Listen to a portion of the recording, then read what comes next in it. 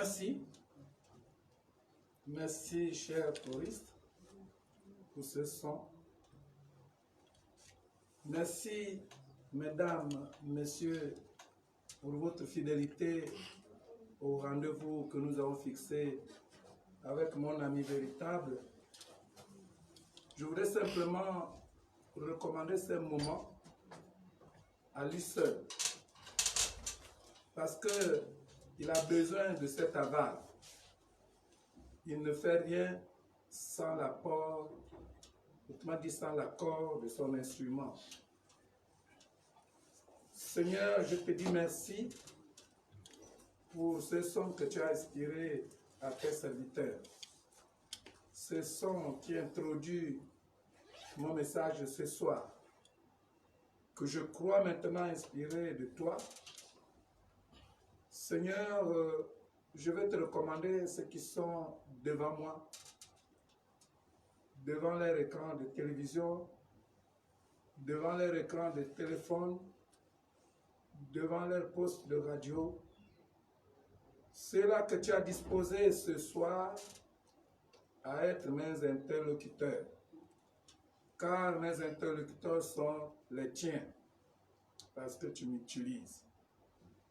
Je sais, Seigneur, comme le message d'hier, que je le dis à cause d'eux, parce que tu m'as déjà habitué souvent à commencer mon intervention sans pourtant ne pas te prouver que je n'ai pas de foi. Tu sais que je crois en toi. Cher ami véritable, tu as le contrôle de toutes choses. Au nom de Jésus-Christ. Amen. Amen. Ce son, disais-je, introduit mon message. Si tu crois en Jésus-Christ, tu verras la gloire de Dieu. Bien-aimés, mesdames, messieurs, bien-aimés, papa et maman, bien-aimés, frères et sœurs en Christ, ce séminaire nous a été recommandé depuis le mois de juin. Les dates et son thème aussi. Parce que Dieu lui-même savait qu'en pareil moment, ce que nous devions déjà vivre, ou ce que nous allons vivre. Et je lui rends grâce en toutes choses. Parce que si tu crois, tu verras la gloire de Dieu, disait mes bien-aimés, par leur chant, pose une condition. Le Saint-Esprit m'a précédé, mon ami véritable, pour m'introduire. Si tu crois, tu verras la gloire de Dieu. Si est une condition. D'où la préparation que Dieu fait de ses serviteurs avant chaque événement pour les préparer à surmonter l'événement, à dépasser le cap de l'événement, et pour aller de l'avant. Si tu crois en Jésus-Christ, tu verras la gloire de Dieu. Ne t'ai-je pas dit que si tu crois, tu verras la gloire de Dieu? Et tel est le thème de ce message. Ce soir, je ne m'adresserai pas seulement au peuple de Dieu de Nazareth, mais à tous ceux qui m'écoutent dans le monde. Si tu crois, cela veut simplement dire qu'il y a déjà un examen de qualification. Il n'y a pas de diplôme avant l'examen et il n'y a pas d'examen avant l'enseignement. Tout examen est consécutif à un enseignement préalablement donné, dispensé. Et c'est pourquoi Jésus avait cette préoccupation le jour qu'il parla à ses serviteurs, à ses créatures, à ses frères et sœurs. Et aujourd'hui, bien-aimés, nous allons continuer notre séminaire. Nous allons le continuer par la lecture là où nous l'avons arrêté hier dans Exode chapitre 4. Demain, on le clôturera. Certainement après d'autres enseignements obtenus, parce que chaque jour nous prépare au jour suivant. Chaque jour voudrait nous disposer à l'enseignement suivant. N'a-t-il pas dit que chaque jour vaut sa peine? La lecture que nous allons lire ensemble dans Exode 4, nous allons reprendre ce que nous avons dit hier, mais je souhaiterais qu'on commence au tout début.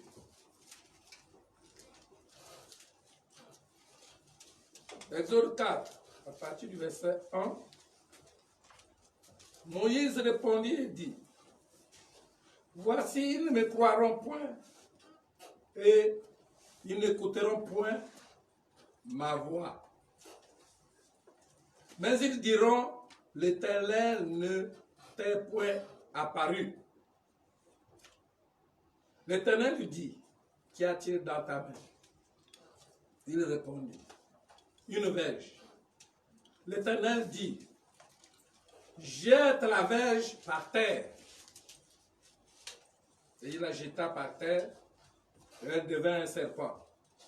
Moïse fuyait devant lui, et l'Éternel dit à Moïse, « Étends ta main et saisis-le par la queue. » Il étendit la main, il le saisit, et le serpent redevint une verge dans sa main. Hier, nous avons dit que la verge n'était tout autre chose que l'autorité que Dieu a transmise à Moïse sous une forme matière, sous une forme physique, symbolisée, une forme symbolisée, un type d'autorité de Dieu. Nous avons dit encore hier que cette verge devait servir à Moïse d'appui.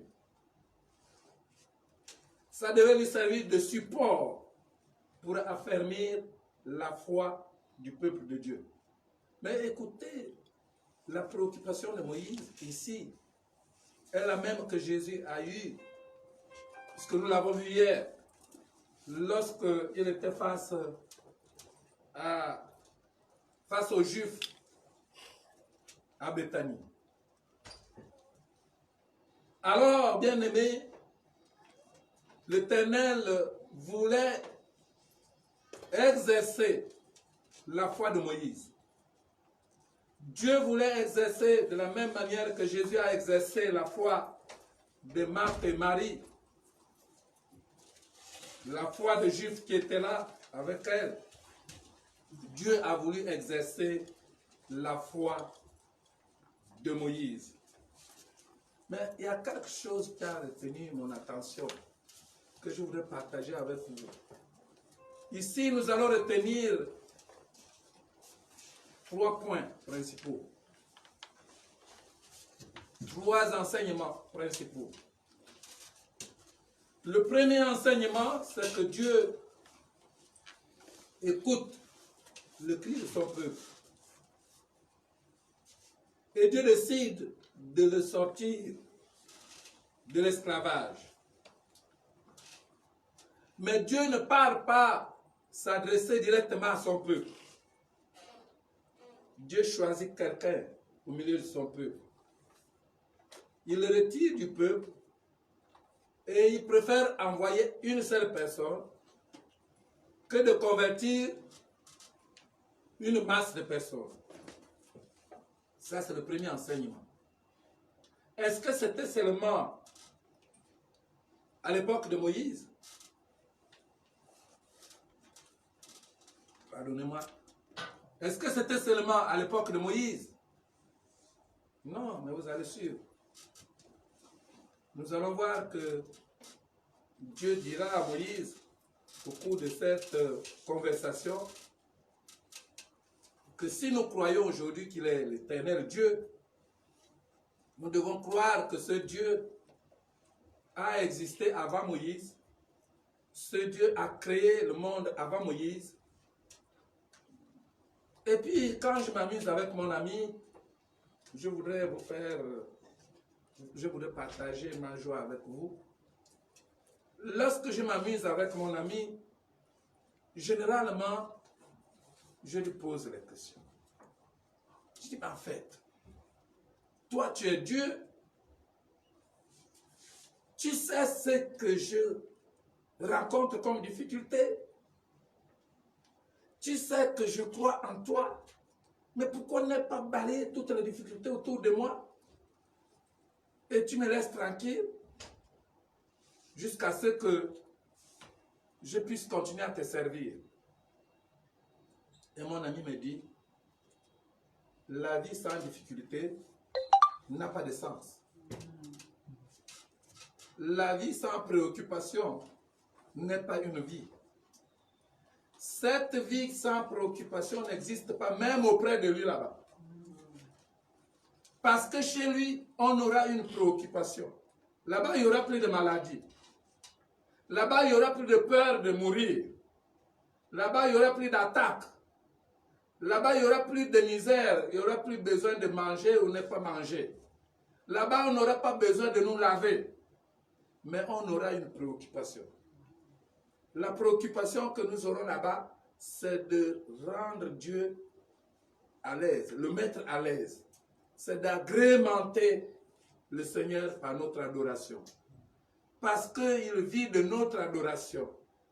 Là-bas, auprès de lui, nous serons les adorateurs. Nous allons l'adorer. Nous allons le vénérer.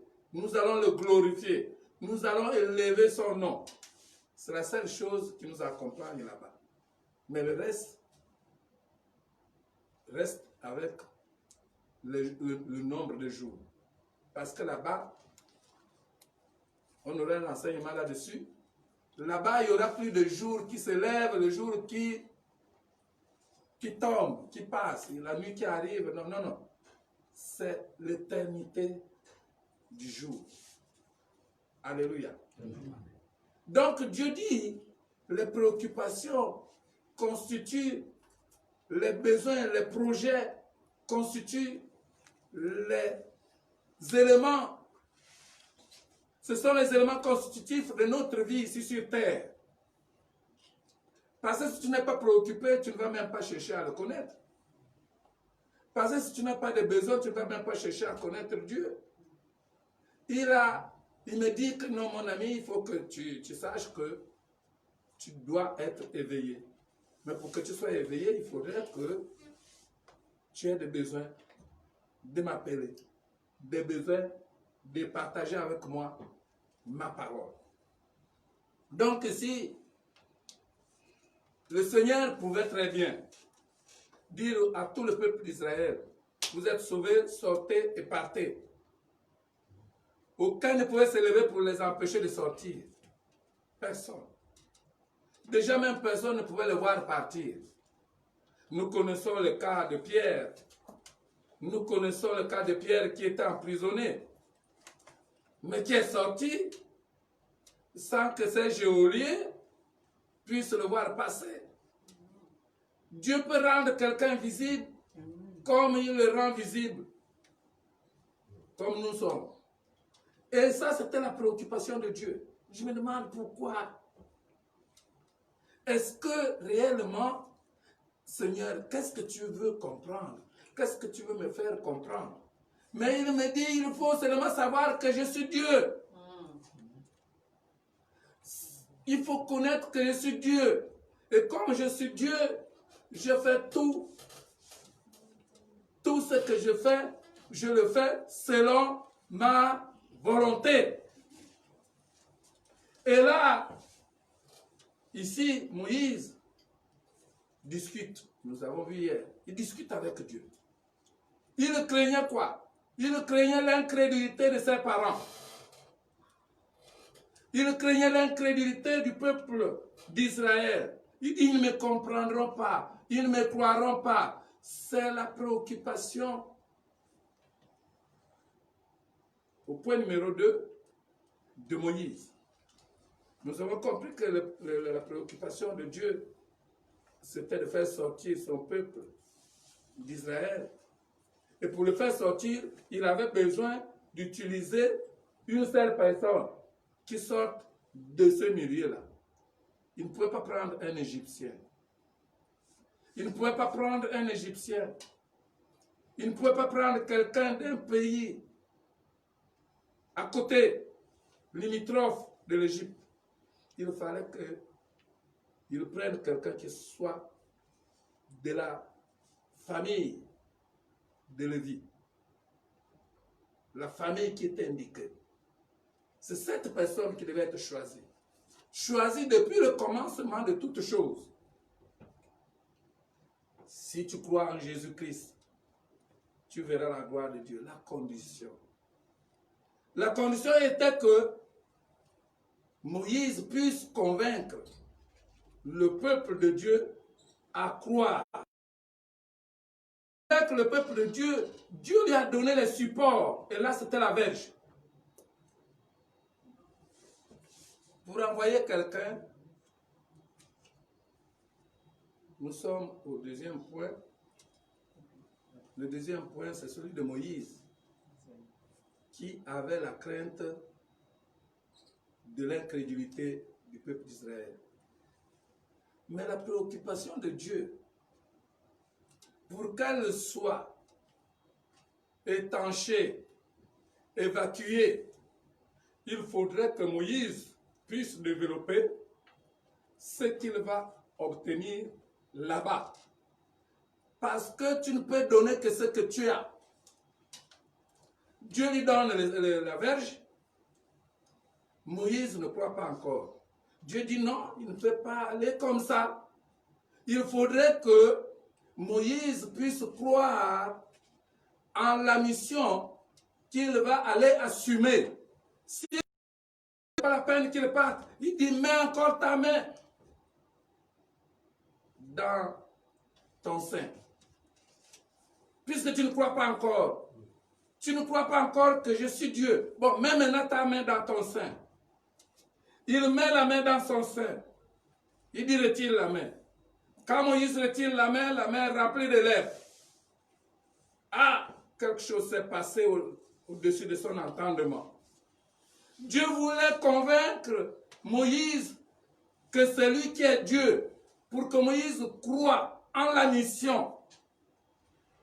Pas de mission de Dieu sans la foi. Pas de missionnaire qui ne croit pas à la mission. C'est nous les hommes qui envoyons quelqu'un et il part là-bas, il a deux cœurs. Un cœur pour remplir la mission, un autre cœur pour revenir, essayer de te jouer. Et quand il se sort la main, nous sommes au verset 6, la main remplie de lèvres blanches, l'étonne. Et Dieu dit, remets ta main dans ton sein. Il remet la main dans son sein.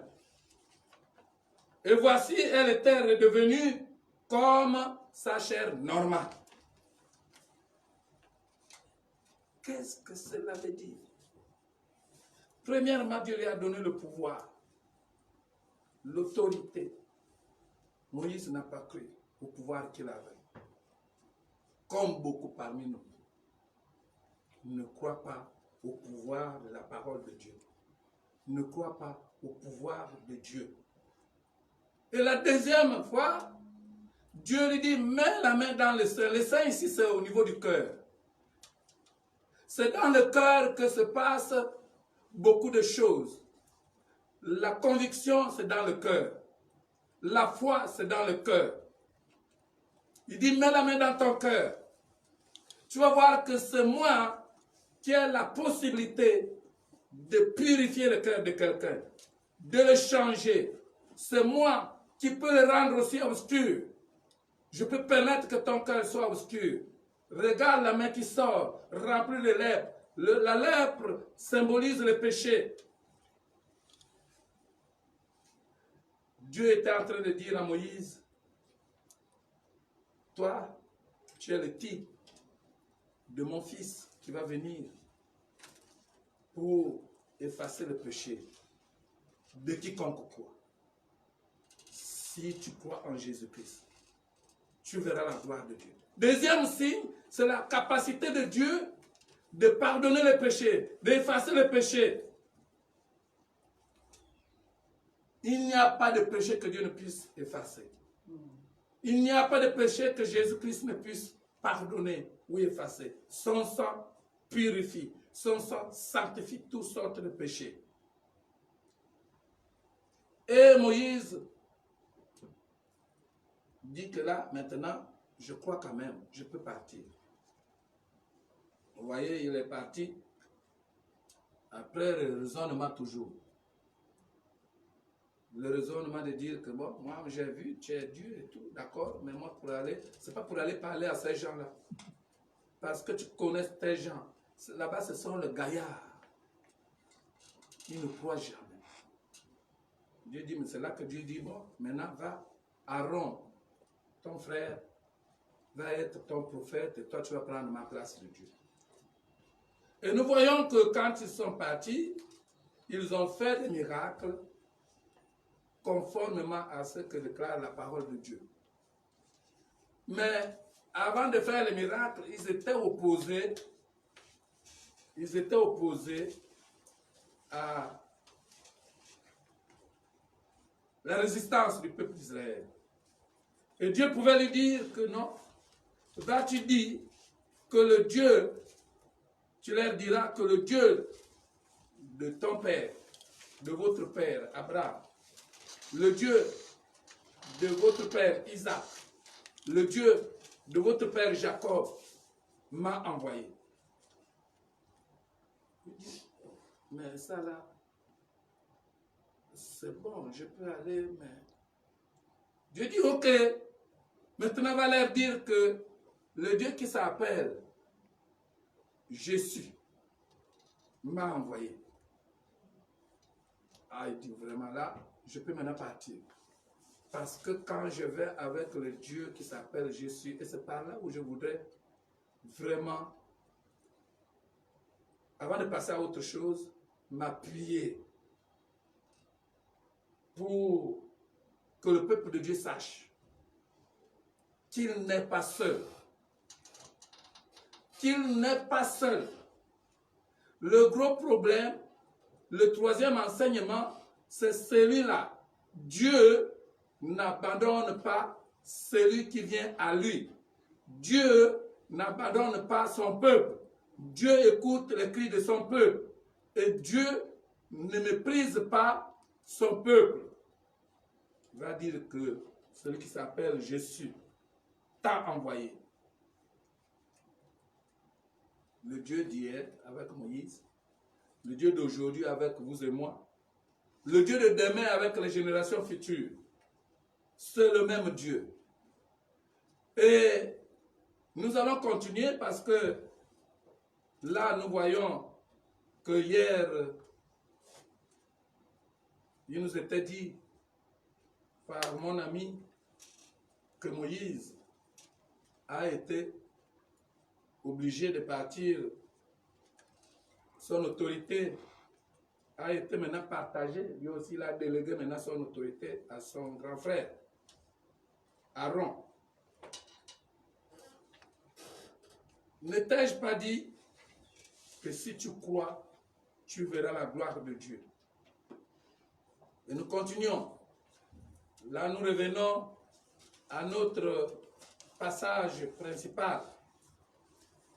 Jean chapitre 11. Ne t'ai-je pas dit que si tu crois, tu verras la gloire de Dieu?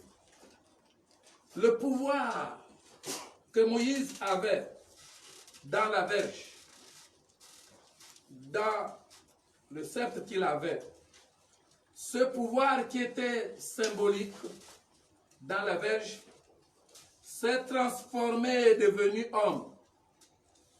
Ce pouvoir est devenu homme.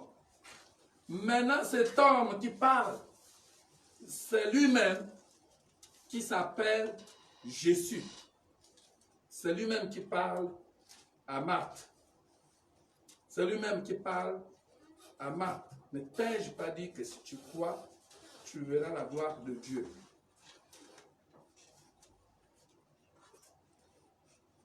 Dans ce passage de Jean 11, je suis en train de faire le résumé de ce que nous avons vu hier, avant de continuer.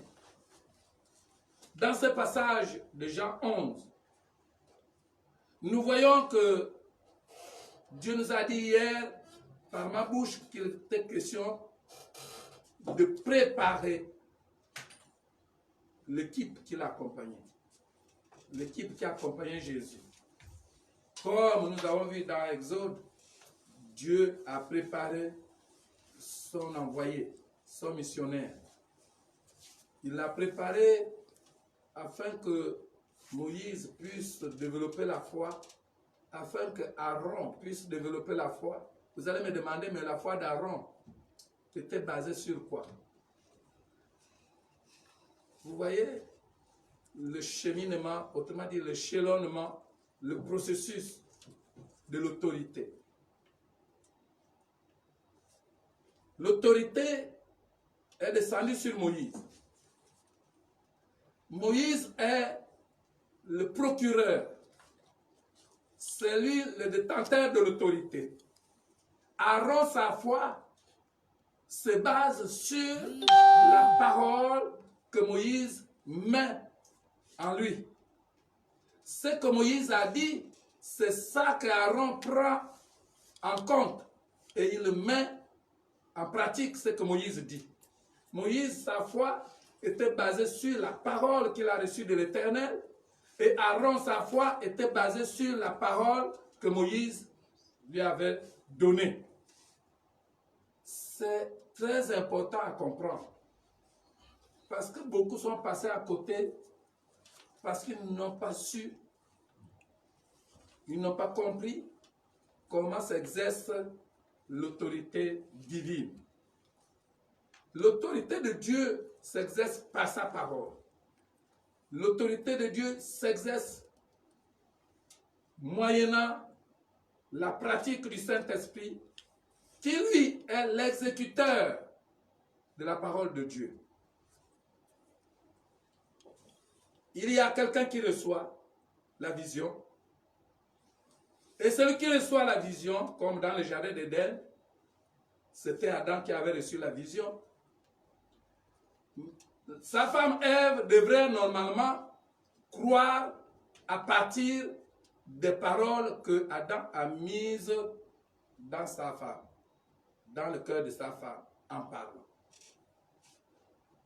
Le prédicateur, il prêche parce qu'il reçoit de Dieu à l'instant T la révélation, la capacité de véhiculer l'autorité de Dieu. Celui qui écoute, il doit baser sa foi sur la parole du prédicateur. Dans une église, il y a un berger, le berger principal. Nous allons y arriver.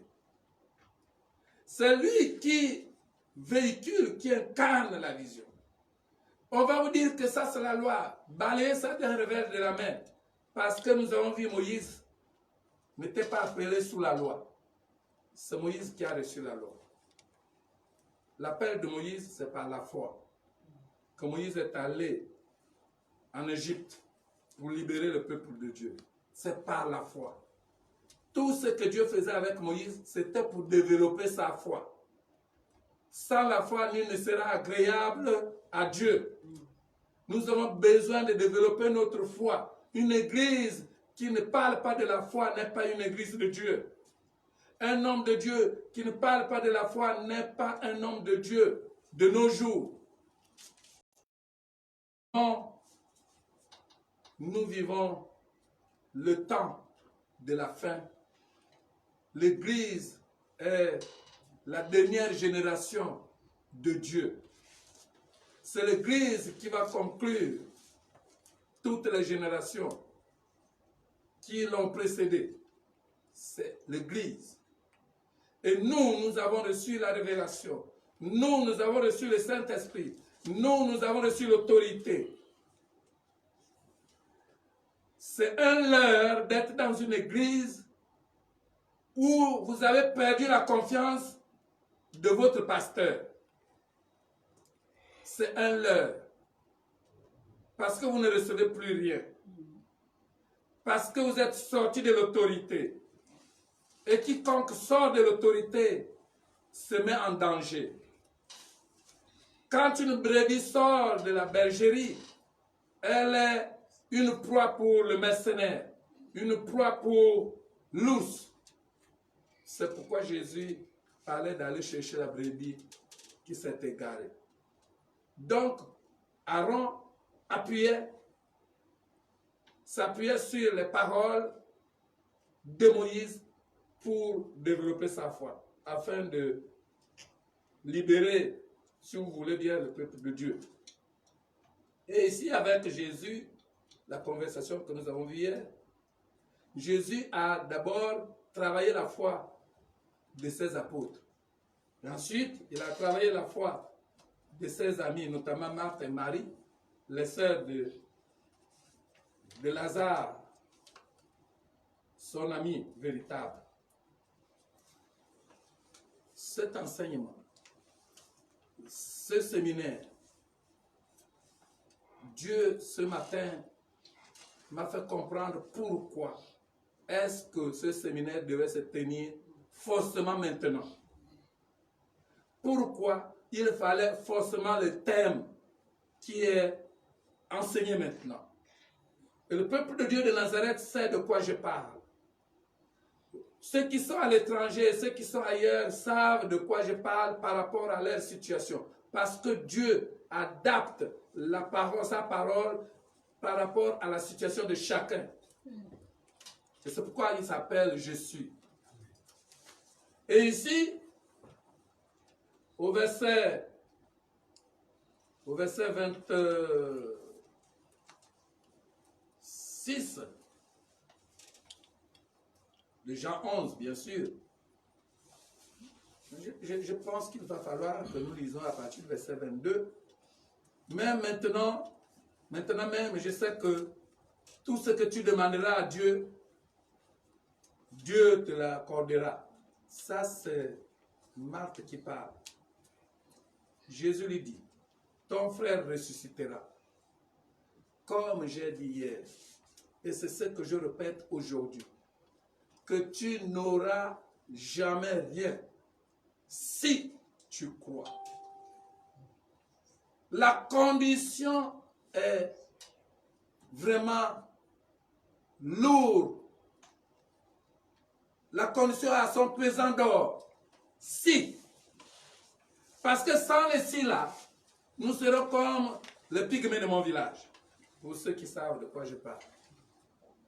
Il faut les si, la condition si. Tu es mordu par les serpents, c'est un fait. Mais quiconque est mordu par les serpents, si,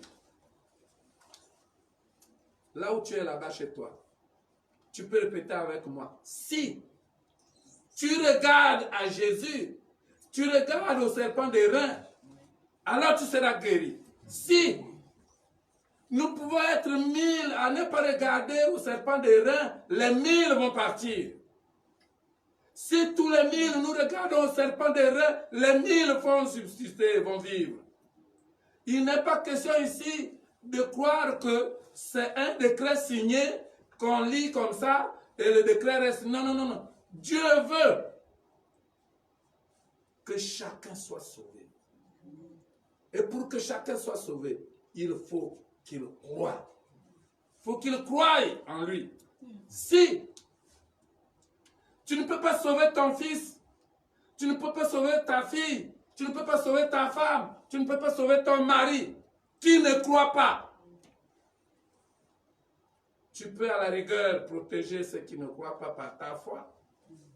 Dieu a bien dit que crois, tu seras sauvé, toi et toute ta famille. Est-ce que c'est d'autant que nos familles sont sauvées? Il faut exercer quelque chose. Il faut les pousser à croire pour qu'ils soient sauvés. La porte est ouverte. Le salut est pour tout le monde. La porte est ouverte. Mais ne peut passer par la porte que quiconque croit. Alléluia. Amen. Quiconque croit. Voilà Marthe. Marthe reconnaît Dieu comme quelqu'un qui a reconnu Dieu le jour de sa conversion. Il y en a qui sont tout de suite baptisés ou bien baptisés après 10 ou 15 ans. Marthe avait reconnu Dieu. Marthe a reçu la révélation. La révélation qu'elle a reçue ne l'a pas aidée à reconnaître Jésus-Christ devant la tombe de son frère. Ne pouvait être, si c'était l'enlèvement de l'église, Marthe ne serait pas partie. Parce que quiconque ne reconnaît pas Jésus comme Dieu ne peut pas être enlevé. Malgré qu'elle avait déjà reçu la révélation. Marthe ne serait pas partie. L'enlèvement de l'église à ce moment précis, si c'était l'enlèvement de l'église, comme le bandit qui était à la croix, c'est authentique. Je crois que tu es Seigneur. Je crois que tu es le Fils de Dieu. Je crois que mon frère, même après 1000 ans, peut ressusciter. Je crois que tu appelles ce qui n'est pas présent. Je crois que c'est toi qui as créé la terre et le ciel. Je crois, je crois, je crois. Aujourd'hui, nous devrons savoir. Et puis, ce jour-là, Marthe était dans l'impossibilité. Marie était dans l'impossibilité. Les Juifs étaient dans l'impossibilité de voir Lazare sortir de la tombe. Comme beaucoup sont dans l'impossibilité. Mais Dieu ne nous dit pas de deviner ce qui va se passer demain. Dieu nous demande de croire en sa parole que nous avons écoutée. Il faut croire en cette parole. Alléluia. Amen. Marthe dit, oui, au verset 23,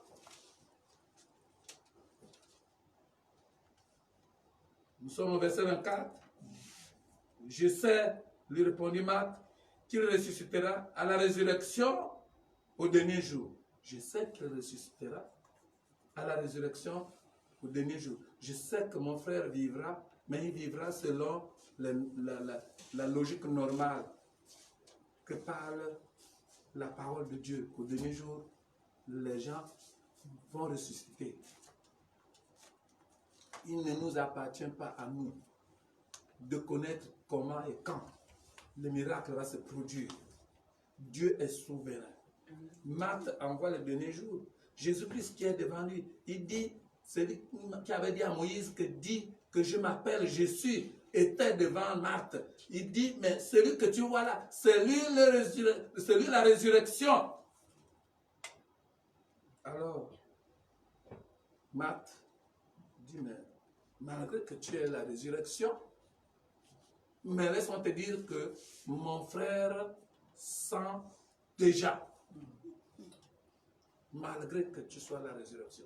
Combien beaucoup ne sont pas devant cette situation? Quand vous voyez quelqu'un à l'église, oh, quelle merveille, oh, quel talentueux, oh, quel... Mais lequel là, est-ce que c'est ça qui est la foi? Ce qui est très important, bien-aimé, ce soir, c'est de savoir que Dieu recherche notre foi. Amen. Notre foi. Pourquoi au mois de juin? Mais parce que Dieu savait qu'il y aura l'épidémie, il y aura la pandémie de coronavirus. Et qu'au mois de juin, le mensonge va dépasser le degré acceptable. Nous avons besoin de confirmer notre connexion à Jésus-Christ, au Saint-Esprit, la foi. Mari et femme, si la femme essaie de vaciller, le mari dit non. Si le mari essaie de vaciller, la femme dit non. Écoute, il faut qu'on tienne Dieu. La promesse de Dieu, c'est que Dieu nous a dit, vous allez traverser. Mais nous allons traverser comment? Un jour, on était en réunion là-bas. Une personne est venue me parler à côté de la cause. En réunion à l'église. La dernière réunion, la première d'ailleurs, après le confinement. J'ai dit, oh, oh, oh. Ça, c'est pas la foi. La foi ne tente pas Dieu. La foi fait ce que tu peux. Et Dieu fait ce que tu ne peux pas. Lorsque je dis aux gens, je dis, enlevez le lien. Mais cela ne veut pas dire que tout de suite là tu vas enlever. Non. Cela veut dire que tu dois comprendre que derrière ce lien-là, il y a un danger. Et tu fais au fur et à mesure. Et maintenant, si Dieu te dit que tu peux partir comme ça sans lien, mais tu parles. Amen. Il faut que Dieu te dise. Si Dieu ne t'a pas dit, tu ne fais pas. Si moi je te dis qu'il faut enlever, c'est parce que tu ne dois pas mettre ta foi. Je suis là en train de protéger, de protéger, de protéger. C'est mon rôle. Amen. Mon rôle, c'est de pousser quelqu'un à développer la foi. Ton rôle, c'est de développer la foi en fonction de ce que je te dis. Amen. Chacun de nous joue son rôle. Jésus qui est Dieu ce jour-là a joué le sien. Jésus qui est Dieu ce jour-là auprès de Moïse a joué le sien. Mais Moïse devrait jouer le sien. Marthe et Marie ont joué les leurs. Même après discussion, même ils ont cédé. On a ôté la pierre. Et Jésus a appelé Lazare. Lazare a fini par sortir. Celui qui était mort depuis 4 jours. Enterré, pardon, depuis 4 jours. Je vous dis, ce n'est pas moi qui ai inventé la Bible. Nous lisons tous la même Bible. Je vous dis ce que mon ami me dit de vous dire. Je vous dis ce que Dieu me dit de vous dire. Mais je ne peux pas rentrer dans le cœur de quelqu'un. Encore moins même dans le cœur de ma femme ou de mon enfant. Je fais ce que Dieu a fait avec Moïse. Je fais ce que Dieu a fait avec Marthe et Marie. Je fais ce que Dieu a fait avec tous les autres. Noé, Abraham, Isaac, ainsi de suite. Jésus ne t'est jamais venu dire que non, attention, maintenant là, vous allez tous mourir demain. Donc là, Lazare ne va pas se ressusciter. Ça, ce n'est pas des paroles du Saint-Esprit. Le Saint-Esprit ne peut pas vous prononcer des paroles qui abaissent, qui détruisent votre foi. Le Saint-Esprit est là pour construire la foi de ses enfants. Le Saint-Esprit est là pour développer la foi de ses enfants. À ses enfants maintenant de faire croître leur foi. Les Juifs ont dit, n'est-ce pas, lui qui a ouvert les yeux des personnes. Mais pourquoi lui il ne pouvait pas faire en sorte que son ami ne meure? Cette parole, vous l'aurez dans vos maisons. Cette parole, vous l'aurez partout dans vos lieux de travail, dans vos ministères. Vous aurez toujours. Si on a fait ça à Jésus, qui est Dieu, mais combien de fois à nous qui sommes les hommes? On te dira que, mais c'est pas toi tu pries, non? Pourquoi tu as encore l'argent? Tu n'as pas de travail. C'est pas toi tu pries, non? Pourquoi tu n'as pas de mari? C'est pas toi qui pries. N'est-ce pas lui qui a ouvert les yeux aux aveugles? Pourquoi n'a-t-il pas empêché à Lazare de mourir? Mais ces paroles ne doivent pas vous attamer. Ces paroles ne doivent pas attamer votre foi. Dieu ne change pas. Il est l'unique Dieu. Il demeure Dieu. Indéfiniment, il sera toujours Dieu. Et il va toujours utiliser ses enfants. Il va toujours faire des miracles. Celui qui croit maintenant, celui qui croit et qui s'attache à la parole de Dieu témoignera demain. Oui, Dieu m'avait dit au cours d'une prédication que je verrai 2030. Dieu me l'avait dit, voilà, je suis en 2030. Un peu courbé déjà par la vieillesse, pour les gens qui sont peut-être à mon âge, mais toujours debout. Alléluia. Mais vous qui êtes encore trop jeune là, hein? Est-ce que quelqu'un me suit? Notre Dieu ne change pas. Il est unique, vrai Dieu. Psaume 23. Nous continuons. Le réalisateur n'a toujours pas prévu. Ma pendule. Mais que là-bas, on me fasse signe quand vous voyez que j'ai dépassé l'heure. Je ne voudrais pas qu'on dépasse 17 heures ici. Alléluia. Ok. Psaume 23. L'Éternel est mon berger. Je ne manquerai de rien. Il me fait reposer dans de verts pâturages. Il me dirige près des eaux paisibles. Il restaure mon âme. Il me conduit dans les sentiers de la justice. À cause de son nom. On s'arrête d'abord là. Pourquoi est-ce que Dieu nous fait ça? Pourquoi est-ce que Dieu est obligé de dire à Moïse, non, va discuter avec Pharaon, mais va là-bas, mais je vais l'endurcir quand même un tout petit peu, pour voir ta foi, pour comprendre si tu crois toujours, pour savoir si tu m'as écouté, pour savoir si tu es toujours mon serviteur. Je vais endurcir son fond. À cause de son nom, l'Éternel est mon berger, il me nourrit, je ne manque de rien, il m'amène dans de verts pâturages, il me comble de tous les biens, pas parce que je suis beau, pas parce que je suis grand pasteur, pas parce que je sais parler français, encore là, mais à cause de son nom. Il faut rentrer dans le nom. Il faut rentrer dans le nom de Jésus-Christ. Il faudrait que vous soyez aussi les gens sur qui ce nom est annoncé. Ce nom représente une arche.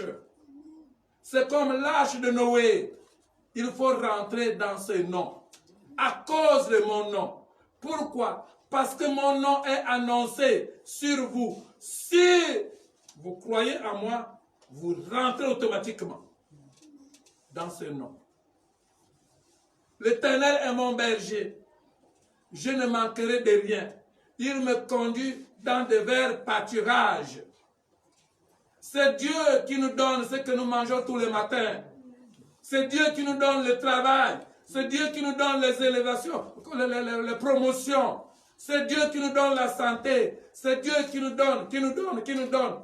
Mais pourquoi? À cause de son nom.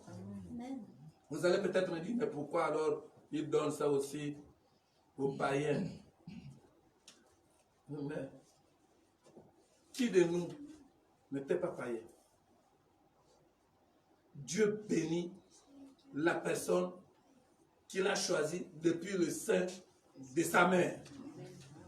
Il y a les païens qui courent encore, mais qui seront les grands serviteurs de Dieu. Demain. Moi, je l'ai été. Je connais certains, même ici, là. Nous sommes à un niveau restreint, mais je connais ceux qui étaient comme moi. Alléluia. Alléluia. Mais qui aujourd'hui sont des vaillants serviteurs de Dieu. Donc, il donne à qui il a déjà conditionné.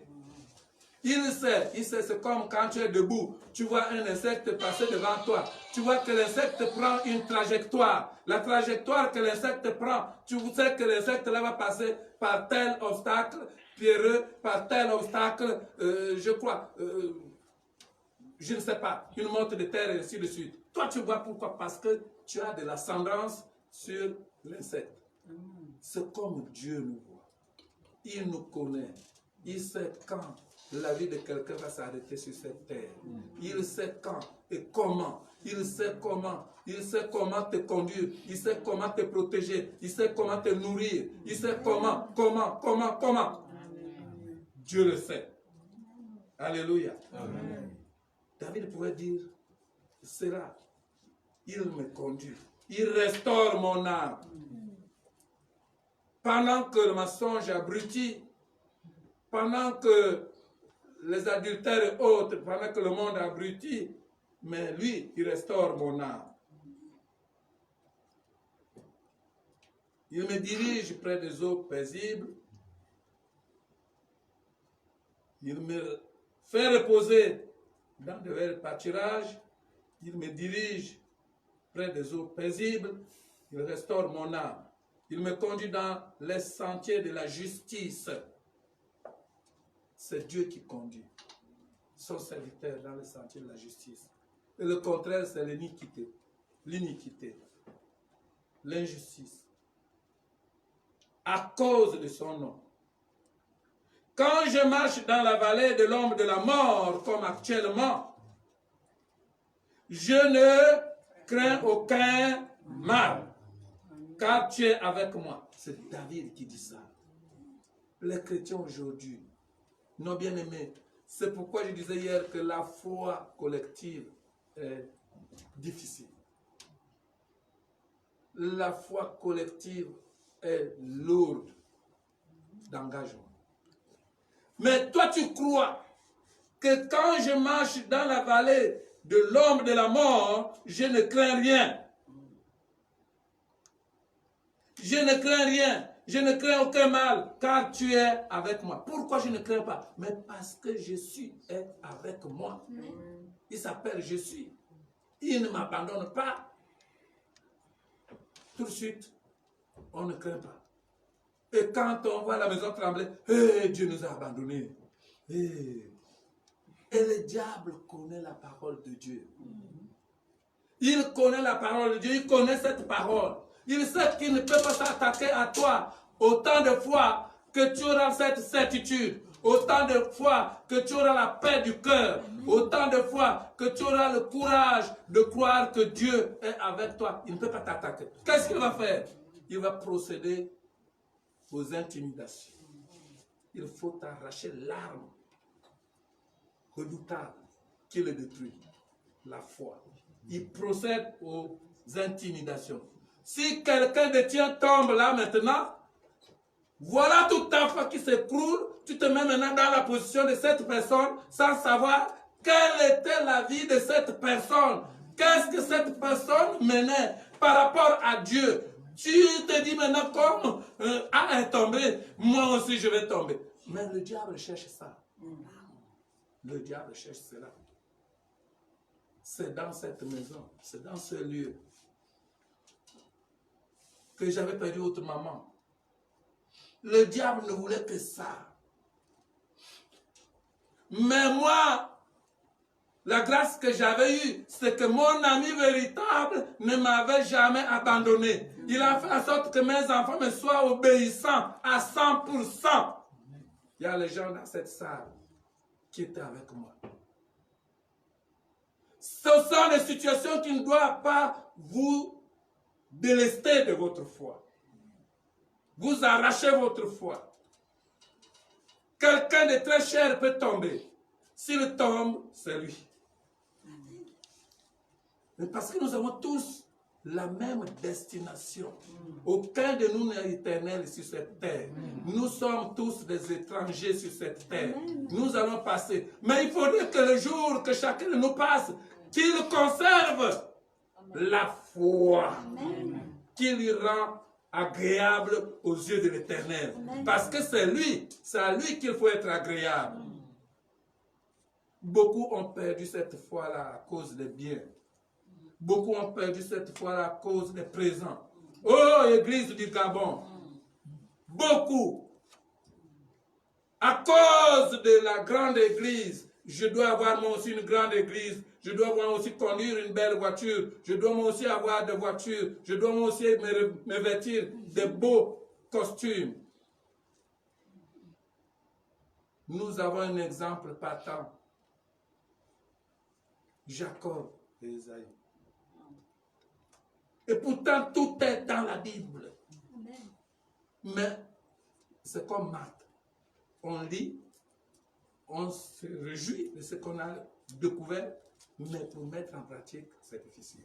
Voilà aujourd'hui, le pays est en train de sombrer parce que justement, l'Église a perdu le droit de naissance à cause des présents. Parce qu'on s'est construit de belles églises, parce qu'on a de belles voitures, parce qu'on peut faire des photos, des posters, comme on les appelle, des posters, parce qu'on peut plaquer ça, je ne sais pas, sa photo pendant des années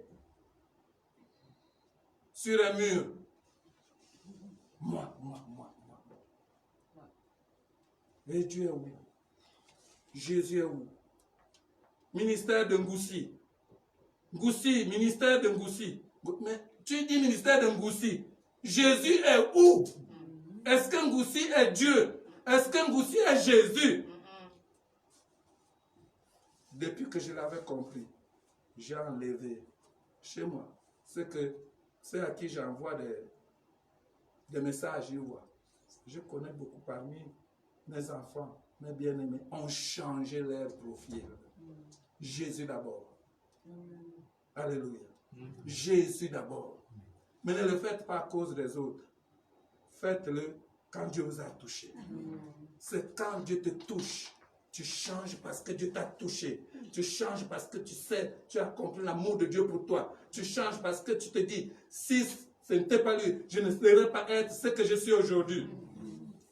Et tu le fais pas pour toi-même, tu le fais pour que les autres aussi puissent venir à lui, à Jésus. Alléluia. Amen. Ta houlette et ton bâton me rassurent. Nous revoyons le bâton de Moïse ici. Ta houlette et ton bâton me rassurent. Tu dresses devant moi une table. Oh, ça, c'est le verset que d'autres ne veulent pas. Sinon, on va les tuer.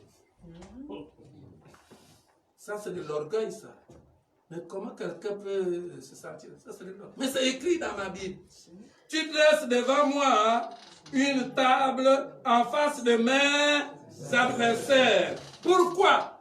Pour leur montrer que je suis béni. Dieu qui est Dieu, il le fait pour toi. Et toi tu dis non, ça c'est de l'orgueil. L'homme de Dieu doit être humble. Pitié. Montre aux autres que si vous avez ça après avoir tué vos femmes, vos enfants, moi j'ai ça parce que j'ai cru en quelqu'un. J'ai cru en un Jésus que vous ne connaissez pas. J'ai ça à cause de lui. Les maisons, que les gens.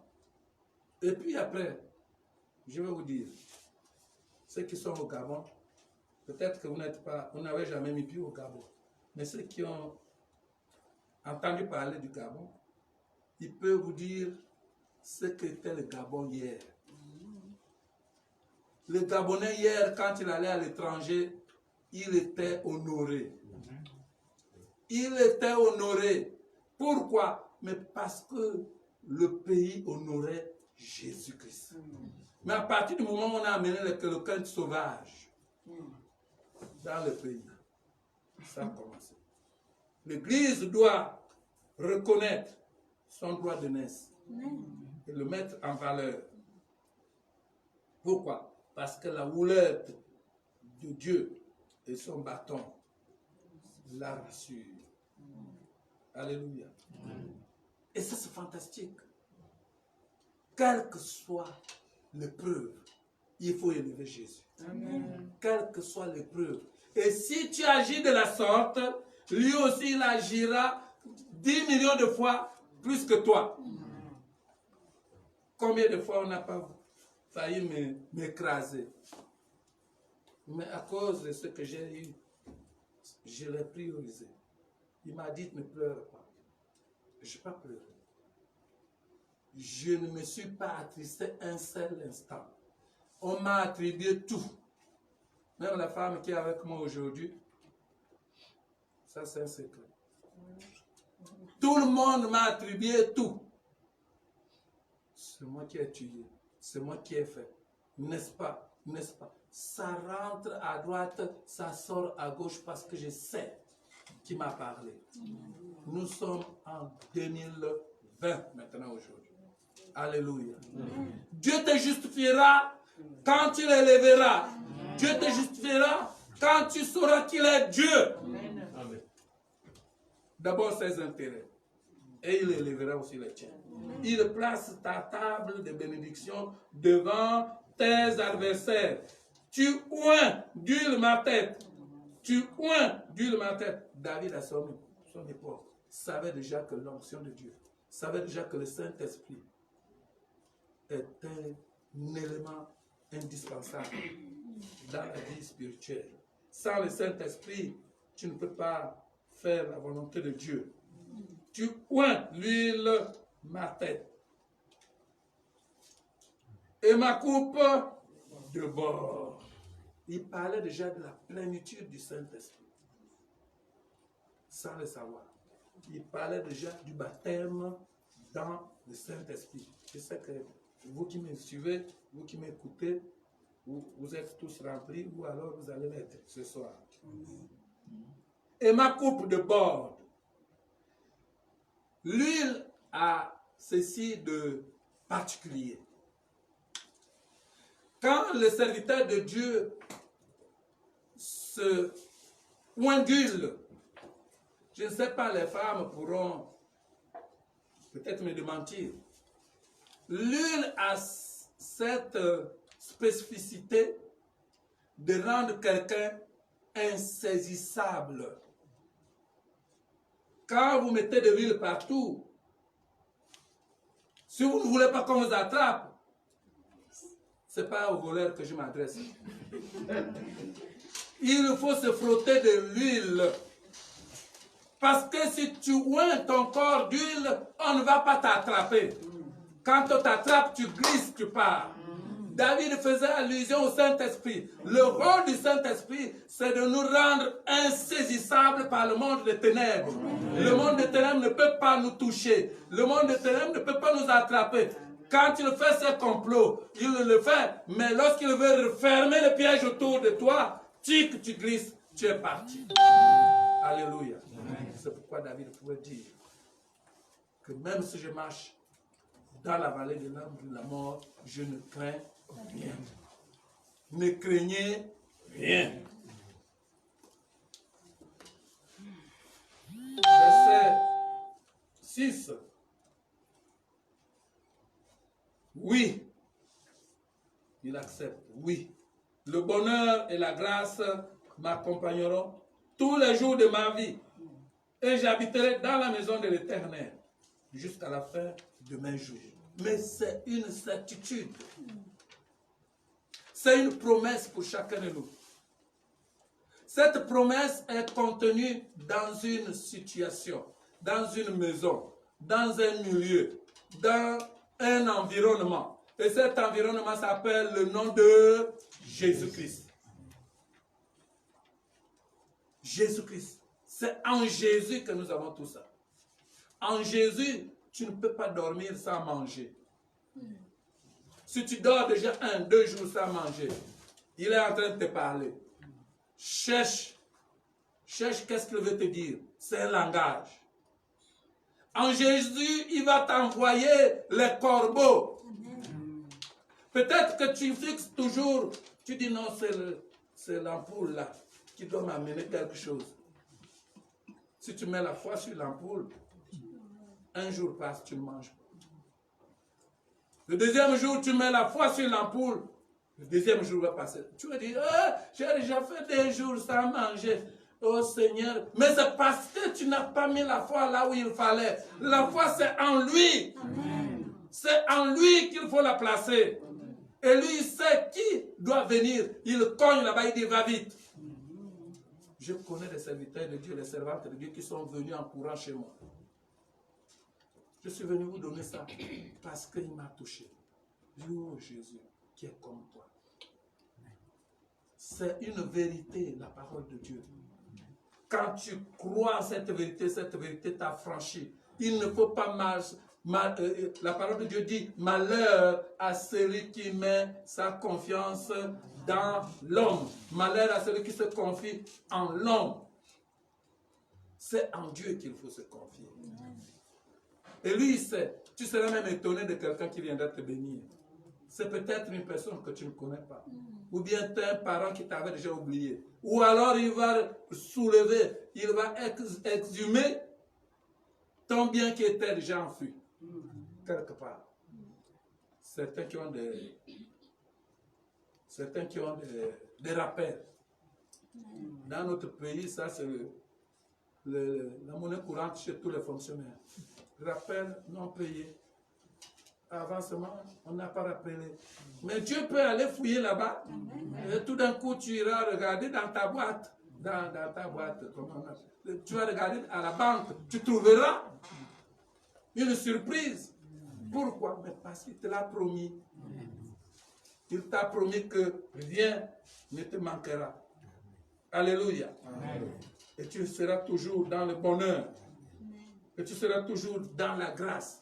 C'est par grâce qu'il fait ces choses. 24. Je suis toujours dans... Ok. À l'Éternel, la terre et ce qu'elle renferme. Le monde et ce qui l'habite. Car il l'a fondé sur les mers et affermi sur les fleuves. Qui pourra monter à la montagne de l'Éternel? Qui s'élèvera jusqu'à son lieu saint? Celui qui a les mains innocentes et le cœur pur. C'est celui qui a les mains innocentes et le cœur pur qui peut s'élever jusque là-bas. Celui qui ne livre pas son âme au mensonge et qui ne jure pas pour tromper. Oh, là. Ça, c'est monnaie courante là où je connais. Il obtiendra la bénédiction de l'Éternel, la miséricorde du Dieu de son salut. Voilà le partage de la génération qu'il invoque, de ceux qui cherchent ta face, Dieu de Jacob. Ce passage du psaume 24 nous dit gros. Et David s'interroge. Il dit, mais qui a fondé la terre? Qui l'a affermi dans les mers? Qui a établi les choses sur la terre? Qui a mis tout ce que nous voyons? Mais c'est bien lui.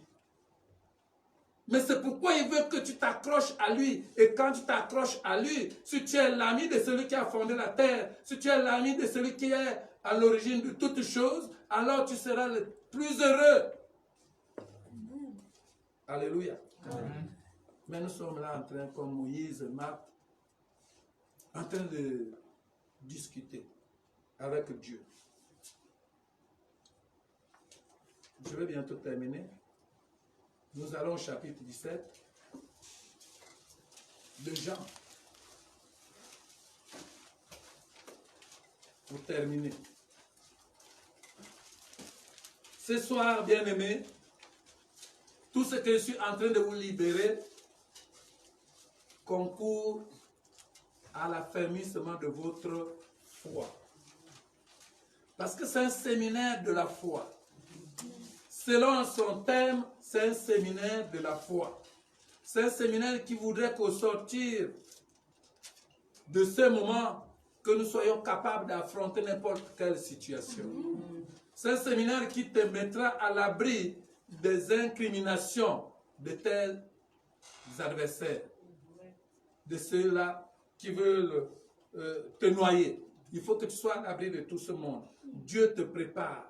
Il faut que tu aies un front dur pour la gloire de son nom.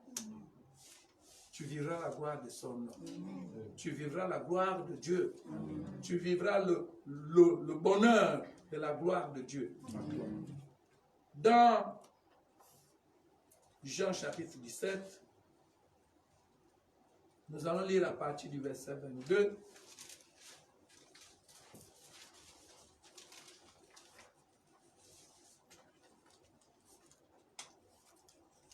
puisqu'il est question de mission, nous allons lire à partir du verset 16. Jésus dit ceci à son Père à cause de toi et moi.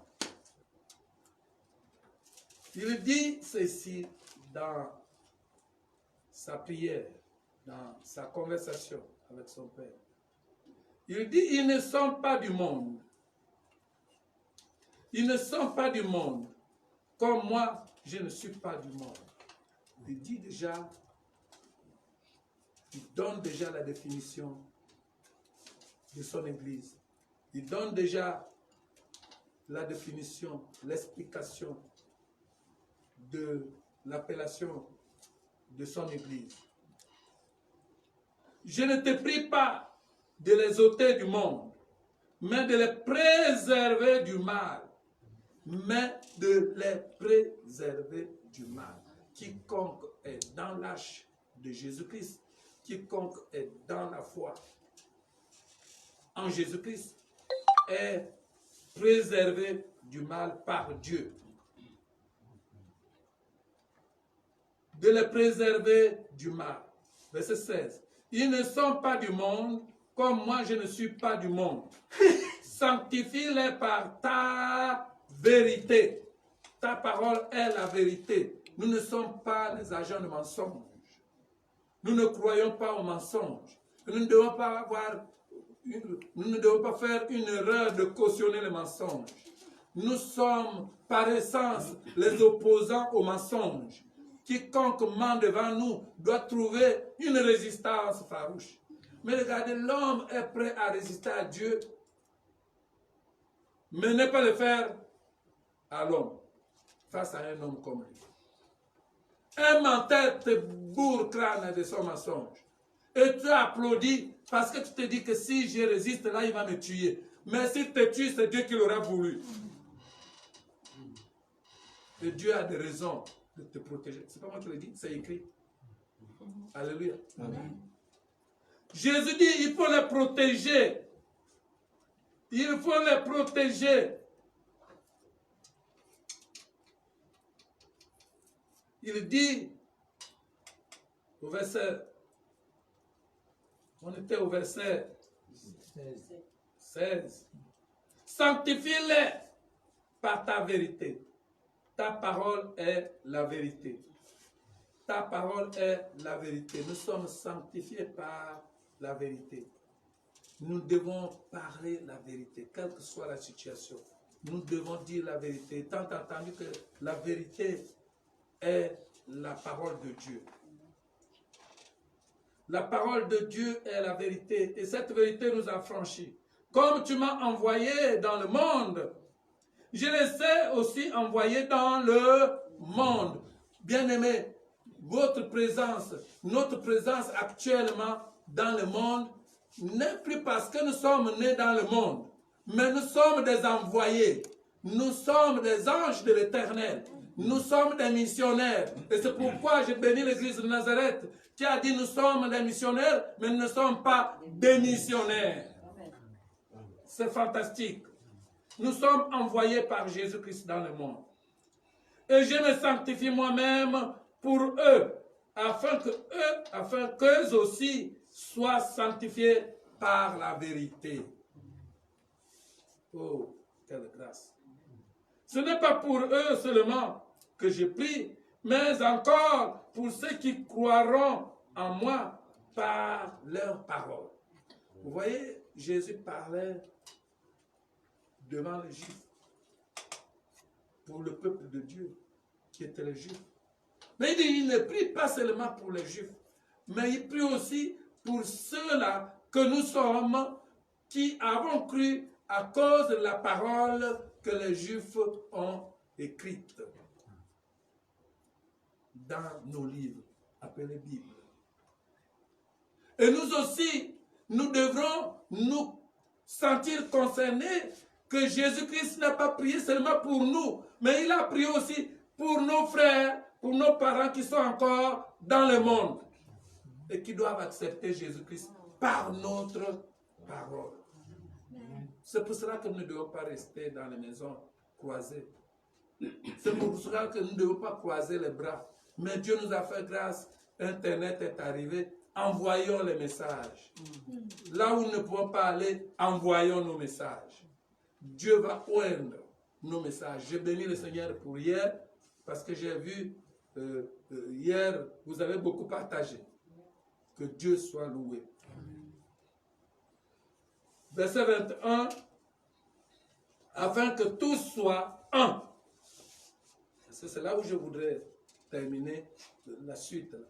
Afin que tous soient un.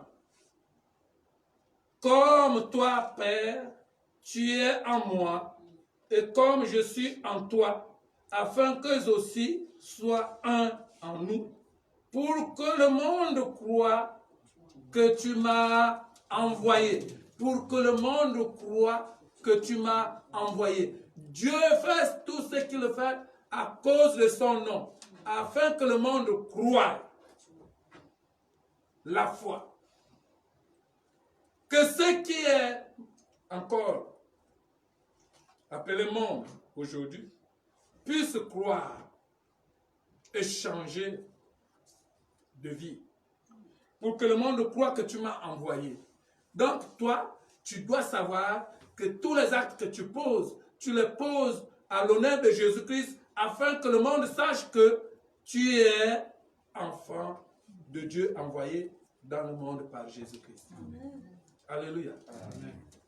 Ce qui est très important à savoir, c'est que tu es un avec le Père.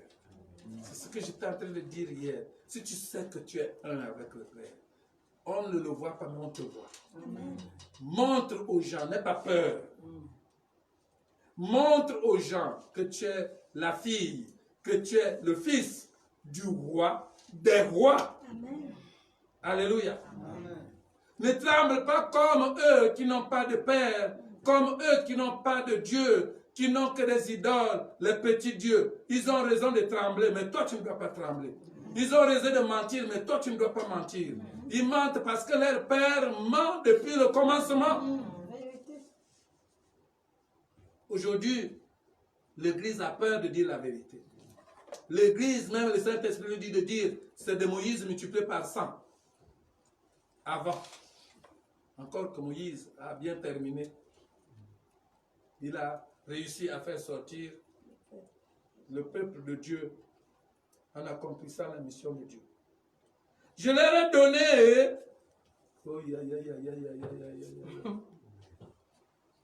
Est-ce que toi qui es à la maison, tu vois? Moi, je voudrais que toi tu lises avec moi ce passage-là. Le don de Jésus-Christ pour son peuple. Le don de Jésus-Christ pour son église. Le don de Jésus-Christ pour son corps. Je leur ai donné quoi? La gloire que tu m'as donnée. La gloire que tu m'as donnée. La joie que tu m'as donnée. La gloire, c'est la joie. La gloire, c'est l'honneur. La gloire que tu m'as donnée. Je leur ai donné la gloire que tu m'as donnée. Bien-aimé, évacue tout ce qui t'attriste. Évacue tout ce qui te diminue. Évacue tout ce qui cherche à empêcher ta foi de s'exprimer. Tu as la gloire de Dieu. La gloire, ce n'est pas la tristesse. La gloire, ce n'est pas la timidité. La gloire, ce n'est pas la faiblesse. La gloire, on va te critiquer. Oh, mais ça, c'est une servante de Dieu qui est comme ça là. Ne le fais pas pour imiter, mais fais-le parce que tu as reçu cette parole qui a développé en toi cette gloire, la présence de Jésus-Christ en toi. C'est lui-même qui parle. Alléluia. Je leur ai donné la gloire que tu m'as donnée. Pourquoi? Afin qu'ils soient un comme nous sommes un. Nous devons être un. C'est pas que quand l'un appelle là-bas, l'autre dit, oh, ça c'est pour devenir, il veut être chef. Il n'y a pas de chef là. C'est Jésus seul qui est chef. Amen. Il n'y a pas de chef parmi nous. Jésus seul est chef. Mais nous le faisons pour sa gloire. Mais c'est cette gloire qui nous a donné. Nous devons être un. Entre nous, un avec lui, un avec son Père. moi en eux et toi en moi, afin qu'ils soient parfaitement un, et que le Père et que le monde, toujours, et que le monde connaisse que tu m'as envoyé et que tu les as aimés comme tu m'as aimé. Le monde, c'est le monde qui doit observer ce que nous faisons. Ce n'est pas entre nous-mêmes. Nous ne devons pas avoir nous ne devons pas chercher le leadership entre nous. Nous devons montrer au monde que nous sommes un. Quand un fait un événement, les autres doivent venir. J'ai eu les hommes de Dieu qui sont venus me rendre visite à l'église l'autre jour. Le pasteur était là. Les deux pasteurs, je pense. Oui. Non. Le pasteur était là. Ils sont venus me voir parce que il y a une âme de l'église internationale de Nazareth qui prie chez eux. Qui désormais prie chez eux. Elle est maintenant responsable là-bas. Et ils sont venus me demander, me la présenter, me demander si j'étais d'accord qu'elle prie chez eux. C'était un coup. Je leur ai dit cette parole. J'ai dit, mon frère, ma soeur, mais je bénis Dieu pour vous. C'est vrai que vous l'avez fait. Mais nous sommes un. Notre Père a une maison qui a plusieurs pièces. Si aujourd'hui, un des enfants dit que moi je ne dors plus ici parce que là où je dors, quand je dors ici, il y a les moustiques. Je vais aller dormir dans notre chambre. Est-ce que le Père va t'appeler? La seule chose que le Père cherche, c'est que le garçon doit dormir dans la chambre des garçons. Les filles doivent dormir dans la chambre des filles. C'est la discipline. Notre Dieu a besoin de la discipline. Et je bénis Dieu pour leur comportement. Je dis, mais ceux qui sont ici en Nazareth, mais ce ne sont pas mes âmes. C'est les âmes de Dieu. C'est les âmes de Dieu. Je ne connais même pas comment il fait pour les envoyer. Vous encore, vous avez eu la sagesse de venir me le dire, mais d'autres parlent, ils s'éclipsent. Je vois seulement maintenant là-bas. Mais je bénis Dieu. Il faudrait que la personne soit où elle est appelée. Es-tu appelé à Nazareth? Mais demeure à Nazareth, ne va pas à Chibi Church. Si tu vas à Chibi Church parce que là-bas on danse bien, tu vas aller bien danser, mais tu ne seras pas un avec Jésus. Tu seras un avec la danse. Il faut rester danser là où tu es. Si tu es appelé à Chibi Church, ne viens pas à Nazareth. Parce que c'est à Chibi Church, ta place. Chacun de nous doit garder son couloir. On ne suit pas parce que c'est mon grand frère qui est pasteur là-bas, je dois aller soutenir, c'est le mot de passe. Je vais soutenir l'œuvre de bandit. Est-ce que tu connais ce que te dit ton Dieu? Dieu ne t'a pas appelé à aller soutenir, mais Dieu t'a appelé à être acteur de l'avancement de son œuvre. Tu ne dois pas aller soutenir ton frère, aller soutenir ta mère. Non, tu dois travailler pour Dieu parce que tu es un avec lui. Tu dois être à la place qu'il t'a placée. Habakkuk dit que j'étais à mon poste. J'étais sur la muraille. Et c'est là qu'il m'a trouvé, il m'a parlé. Alléluia. Être un avec Jésus-Christ. Être un avec Dieu. Et un entre nous-mêmes. Père, verset 24, je veux que là où je suis, ce que tu m'as donné soit aussi avec moi, afin qu'il voie ma gloire, la gloire que tu m'as donnée, parce que tu m'as aimé avant la fondation du monde. Vous voyez, là où il promet de nous montrer sa gloire, c'est maintenant là-bas, avec lui. à la droite du Père. Mais ici, chacun de nous se glorifie de la gloire qu'il nous a donnée ici. Pour montrer à qui? Au monde. Pas aux frères et sœurs. Au monde. Ton frère, ta sœur est un avec toi. Nous devons nous glorifier de la gloire de notre Père. Nous devrons maintenant aller avec notre Dieu pour voir vivre cette gloire-là, là-bas, avec lui. Parce que lui, il l'avait reçu avant la fondation du monde. Père juste, le monde ne t'a point connu, mais moi je t'ai connu.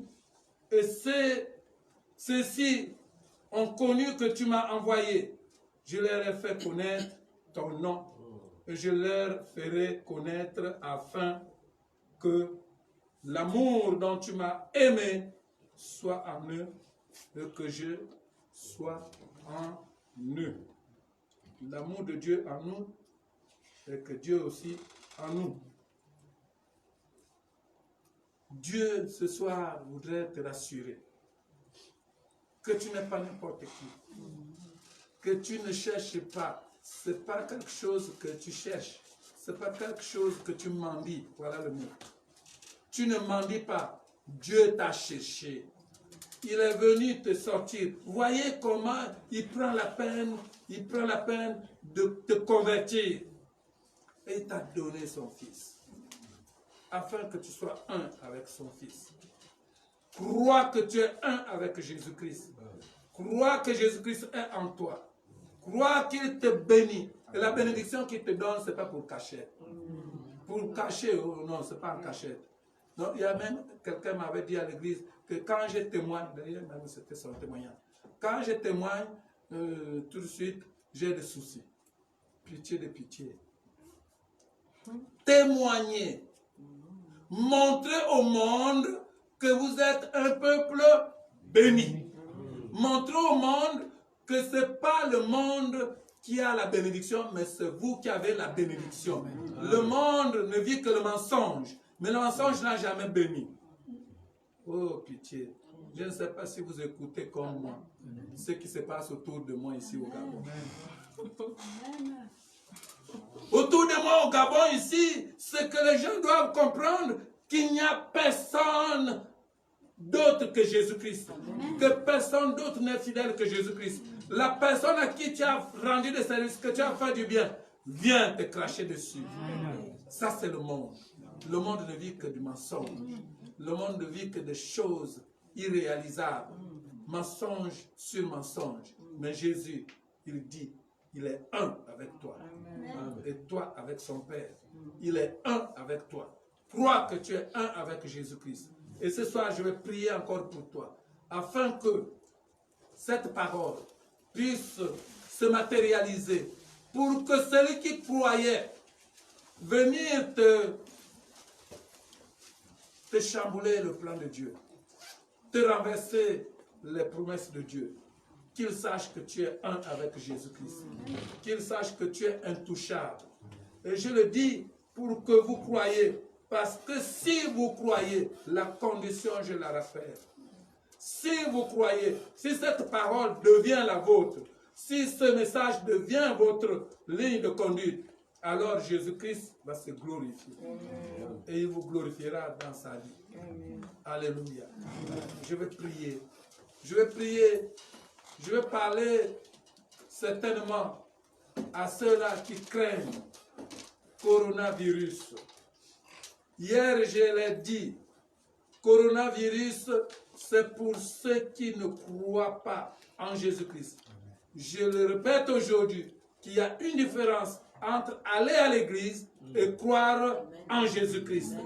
Si tu crois en Jésus-Christ, si tu crois en Jésus-Christ, il y a une différence entre être pasteur et croire en Jésus-Christ. Il y a une différence entre être d'accord, docteur, apôtre, évangéliste, parce que ça, ce sont des titres qu'on peut se fabriquer quand on connaît les versets bibliques. Mais Paul disait que la lettre tue, mais l'esprit vivifie. Si tu crois, tu verras la gloire de Dieu. Si tu crois, cette parole sera vérité dans ta vie. Elle est vérité et personne ne peut l'annuler. Je sais que quelqu'un pourrait dire, mais c'est pas le pasteur là disait que... Mais on a dit ça aussi à Jésus. On a dit ça aussi à Jésus. On a dit ça plusieurs fois à Jésus. On a dit ça à Moïse. Une fois, il est parti chez Pharaon. Il est parti avec les miracles. La lèpre a envahi son bras. Mais les mêmes personnes ont dit à Moïse, n'est-ce pas, il y avait de la place en Égypte? Est-ce que là-bas, les gens ne meurent pas en Égypte? Pourquoi tu nous as amenés dans le désert? Ce n'est pas le fait d'avoir vu ou cru au miracle, mais c'est le fait de croire et garder la foi. Alléluia. Ne suivez pas ce qu'on vous dira. La seule chose que vous devez suivre, c'est que Dieu finit toujours par vous justifier. Il justifie toujours sa parole. Il dira que celui-ci est mon fils bien-aimé. Celle-là est ma fille bien-aimée. J'ai mis ma confiance. Je la protégerai. Je le protégerai. Je le bénirai. Alléluia. Amen. Les injustes travaillent pour vous. Pour vous les justes. Ils amassent de l'argent. Je suis des fois étonné, bien-aimé. Vous voulez déjà que j'ai pris, mais il me dit de vous le rappeler. Je suis des fois étonné de voir que quelqu'un qui a amassé des milliards, à la dernière minute devient plus clochard que le pasteur Moussi. C'est ce qui m'étonne.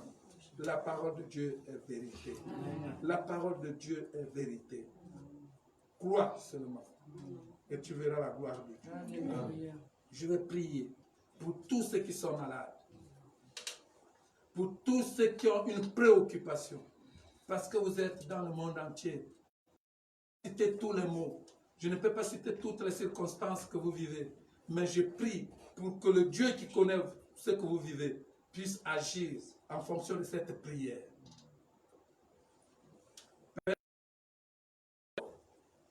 Tu es la parole, tu es le chemin et tu es la vérité. Tu as dit par ta parole que tu es en moi et je suis en toi, que le Fils m'a donné de te connaître. Et si je te connais, ta parole me dit que si je sais que tu es en moi, si je sais que je te connais, alors tout ce que je te demande m'est déjà accordé. Je le sais, papa. Je ne prie pas pour moi. Je prie pour eux. Parce que je sais ce que tu es pour moi. Parce que je sais partout où tu m'as fait passer. Parce que je sais partout où tu m'as tiré. Tu m'as retiré de la boue du péché. Tu m'as retiré du danger. Tu m'as retiré de la mort. Seigneur, je prie pour eux. Touche chacun là où il est, selon sa préoccupation. Donne à chacun de te glorifier par son témoignage, à cause de cette parole qui est sortie. Au nom de Jésus-Christ, je te loue, Père, de ce que demain, après-demain, de ce que dans l'avenir, nous tous, nous puissions te glorifier. Parce que nous aurons déjà traversé cette étape. Seigneur, que chacun développe sa foi, quelle que soit l'épreuve, parce que c'est celui qui te comprend, c'est celui qui te connaît, c'est celui qui t'a vu, qui sera glorifié par toi. J'ai prié pour toi qui me regardes, j'ai prié pour toi qui m'écoutes, afin que le Saint-Esprit agisse dans ta vie. Jésus-Christ soit glorifié par tes témoignages. J'ai prié au nom de Jésus-Christ, que quelqu'un dise Amen. Amen. Seigneur, je te dis merci.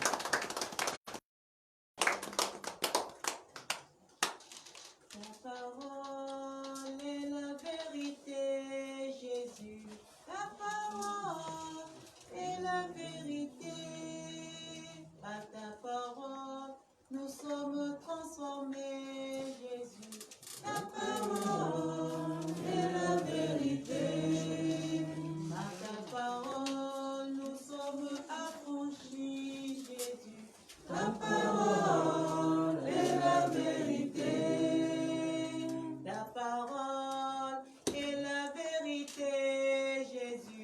Ta parole